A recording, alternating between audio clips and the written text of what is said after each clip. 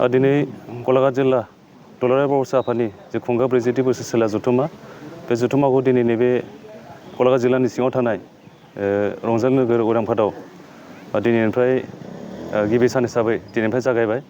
दिनै गिबि साननि गोबां गाहाय दरखं बेखेवनाय, गाहाय आलासि जिरायसालि बेखेवनाय, गाहाय पेन्डेल बेखेवनाय, जों गासैबो बुलुर गेलेनाय, काबादि गेलेनाय गासैबो हाबाफारिखौ जों बेखेवनाय हाबाफारिया दिनै जानानै थांबाय।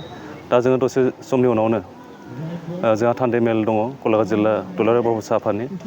दा बे थान्दै मेलावनो जोंनि दुलाराय बर' आफादनि गाहाय नेहाथारि कनेन्द्र बसुमतारी सार बिथाङाबो जोंनि गेजेराव मोनफैखाबाय। दा बे जों थान्दै मेलावनो जोङो बर' हारिनि बर' जाथिनि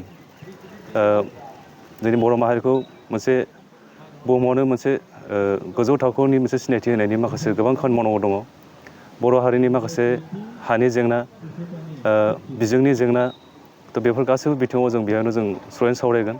बेयावनो जों सावरायनानै जोङो माखासे बिथांखि जों लागोन आरो बे बिथांखिखौनो जोङो दुलाराय बर' फरायसा आफादनिसिम जोङो दैथायहरगोन। आरो बिदिनो गाबोन अखानायै फुंनि 11 रिंगायाव जोङो मोनसे आबादारि सेमिनार लानाय जादों। बे आबादारि सेमिनारावबो गुवाहाटि एग्रिकालसार इउनिभारसिटि जरहाटनि भाइस चेन्सेलर मानगोनां बिसि देखा सार बिथाङाबो जोंनि गेजेराव बाहागो लाफैगोन। आरो लोगोसेनो गोबां फुंखा सुबुं आबादारि बिथिङाव रोंगौथि गोनां बान्था मोननो हानाय मनज कुमार बसुमतारी सार बिथाङाबो बाहागो लाफैगोन। आरो सासे फुंखा सुबुं अनजल लेम्बु बिथाङाबो जोंनि गेजेराव बाहागो लाफैगोन। जों मिथिगौ जोंनि बर' माहारियाव आबादारि बिथिङाव जोंनि बर' माहारिया जेरैबायदि रोंगौथि गोनां, बेबायदि रोंगौथि गोनां जानो हायाखै। बेनि थाखायनो बे आबादारि सेमिनारजों जों जोंनि ओनसोलाव थानाय गासैबो आबादारिफोरखौ बोरैहाय खेथि मावब्ला जोङो मुलाम्फा खालामनो हायो। जों बेनि सायाव जोङो गुवारैनो जों रायजोफोरनिसिम सहैनो जों फोरमायना होनो थाखाय जोंनि आलासि बिथांमोना फोरमायगोन। आरो बिनि उनावनो जोङो बेलासिनि 3 बाजिनाय लोगो लोगो जोंनि गलाघाट जिल्लानि सिङाव थानाय मोनफ्रोमबो माहारियारि आफाद आरो धोरोमारि आफादफोरजों जों मोनसे सावरायमेल लादों।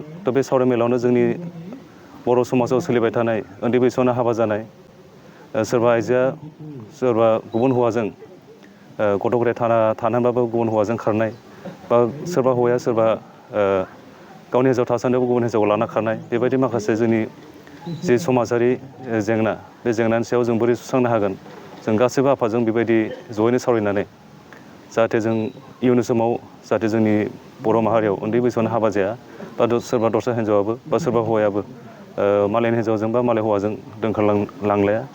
बेनि मोनसे मोनसे खालामनो थाखाय धोरोमारि आफाद आरो माहारियारि आफादफोरजों जयैनो जों सावरायगोन। बेनि जोबथा लास्ट दिननि थारिखखालि मोनसे गेवलां मेलबो हाबाफारि जों लानाय जादों। बे गेवलां मेल हाबाफारियावबो जोंनि दुलाराय बर' फरायसा आफादनि मानगोनां आफादगिरि दिपेन बर' सार बिथाङाबो जोंनि गेजेराव बाहागो लाफैगोन। आरो बिटिआरनिनो गेवलां मेलनि बेखेवगिरि महरै बिटिआरनि गाहाय मावफुं सोद्रोमा मानगोनां प्रमद बर' सार बिथाङाबो जोंनि गेजेराव बाहागो लाफैगोन। बेयावनो जों गोबां जोंनि मेलेमजिबि बा गुबुन गुबुन माहारियारि आफादनि आफादगिरि गाहाय नेहाथारि बिथांमोनाबो बाहागो लाफैगोन। बेयावबो जों गासैबो बर' माहारिनि सोमोन्दै जों बेयाव रायजोफोरनो जों फोरमायना होगोन।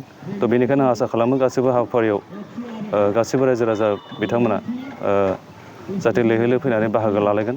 आं बेखौनो गासैबो रायजोनिसिम गलाघाट जिल्ला एबसुनि जानानै आं नैबे समाव गुरैनो बयनिसिमबो फिन खावलायनाय थाबाय। एसेनोसै, गोजोन्थों।